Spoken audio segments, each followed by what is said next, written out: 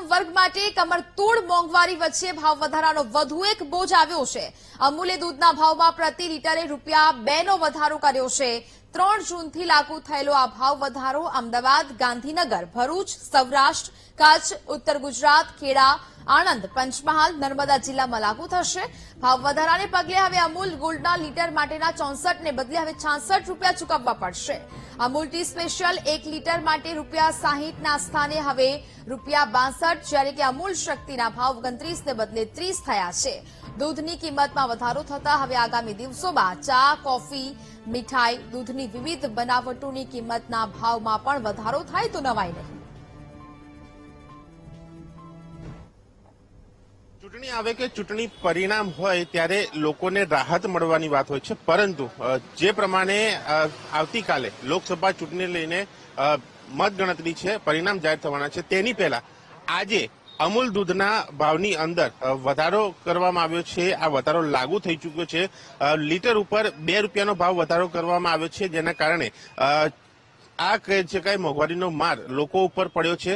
1 એપ્રિલના રોજ આ ભાવ વધારાની જાહેરાત કરવામાં આવી હતી, પરંતુ ચૂંટણીના કારણે આ ભાવ વધારો જે છે તે મોકૂફ રાખવામાં આવ્યો હતો, પરંતુ હવે આ ભાવ જે છે તે અહીંયા લાગુ કરવામાં આવ્યો છે અને આ માહોલ લોકોનો અહીંયા જોઈ શકાય છે। આ બેનને પૂછીશું, બેન, અમૂલ દૂધના ભાવમાં વધારો મહિલાના બજેટમાં, ઘરના બજેટમાં કેવી અસર?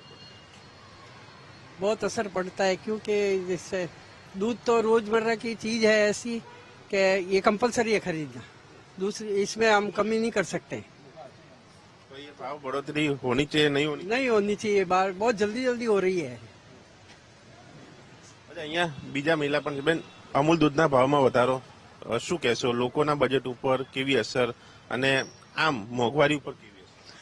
महंगाई मुझे गुजराती नहीं आती है।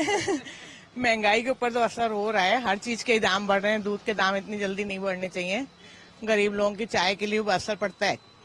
तो इलेक्शन काउंटिंग का दिन भी है, कल रिजल्ट आने वाले, उससे पहले ये माहौल बढ़ोतरी भाव ये सही नहीं है। अभी कहते अपना वोट ले लिया, उसके बाद तो ये दाम बढ़ा दिया। अभी सब चीज के दाम बढ़ेंगे, अभी और चीजों के दाम भी बढ़ने वाले हैं।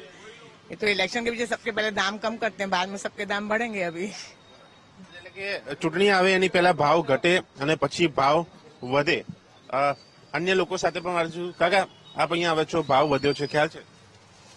આજના પેપરમાં જો સમાચાર જાણવાથી ₹2નો ભાવ વધારો આવ્યો છે તે પબ્લિક માટે ખરું દુઃખજનક વસ્તુ છે અને ઇલેક્શનની જાહેરાત આવતા પહેલા જે ₹2 વધારે છે એ ગેરવ્યાજબી છે। પબ્લિકને કોઈ પણ જાતની જાણ કરવામાં આવતી નથી અને ₹2 વધારે આટલી કરજાર ગરમી 46-47 ડિગ્રી ગરમી પડી રહી છે, એના અનુસંધાનમાં ₹2 ભાવ વધારો એના પબ્લિક માટે આ એક જાતનું શું કહેવાય આત્મા પરિવર્તન નહીં થઈ શકે, પણ પબ્લિક જાગૃતિનો અભાવ પણ રહી શકે છે। આના હિસાબે પબ્લિક આળસુ રહે। આપ શું કહેશો? આ ભાવ વધારો લોકોને કેટલી અસર કરશે, સામાન્ય નાગરિક કે તમામ? હવે ઇલેક્શન પતી ગઈ છે, પબ્લિકની ઘરે જતી રહી છે અને હવે તમે દૂધવાળા લૂંટવા બેઠા છે, ટોરેન્ટવાળા લૂંટવા બેઠા છે। સુરત, બરોડામાં બધી જ જગ્યાએ આટલો પ્રોબ્લેમ છે। શા માટે આ ચીફ મિનિસ્ટર ગુજરાતના સ્માર્ટ મીટર બંધ નથી કરાવતી અને આ ભાવ વધારો રોકતી નથી? નાના માણસો મરી જાય, રિટાયર્ડ માણસોને કેટલી તકલીફ પડે છે। રિટાયર્ડ માણસોના દવાના ભાવ વધી ગયા છે, રિક્ષાના ભાવ વધી ગયા, તો એ લોકોની તમે રેલવેમાંથી અમારું કન્સેશન કાઢી નાખ્યું છે, તો તમે કરવા શું માંગો છો? તો અમારા કપડા લઈ લો, બધા એવું કરો। હવે સૌથી વધારે મરો કોનો? બધા મધ્યવર્ગનો અને જે સિનિયર સિટીઝનનો વધારે મરો છે। લોકોનો માહોલ છે કે જે ભાવ વધારા અંગે પોતાના મંતવ્યો જણાવી રહ્યા છે કે આ ભાવ વધારો જ્યારે ઇલેક્શન આવે તેની પહેલા નથી કરવામાં આવતો, એક જાહેરાત કરવામાં આવે છે લોકોને રાહત આપવાની, પરંતુ તે બાદ આ ભાવ વધારો કરી દેવાય છે અને લોકોને તેની સીધી અસર પડે છે, માટે આ નારાજગી જોવા મળી રહી છે અને આ માહોલ છે અમદાવાદનો રાજ્યવાસીઓનો।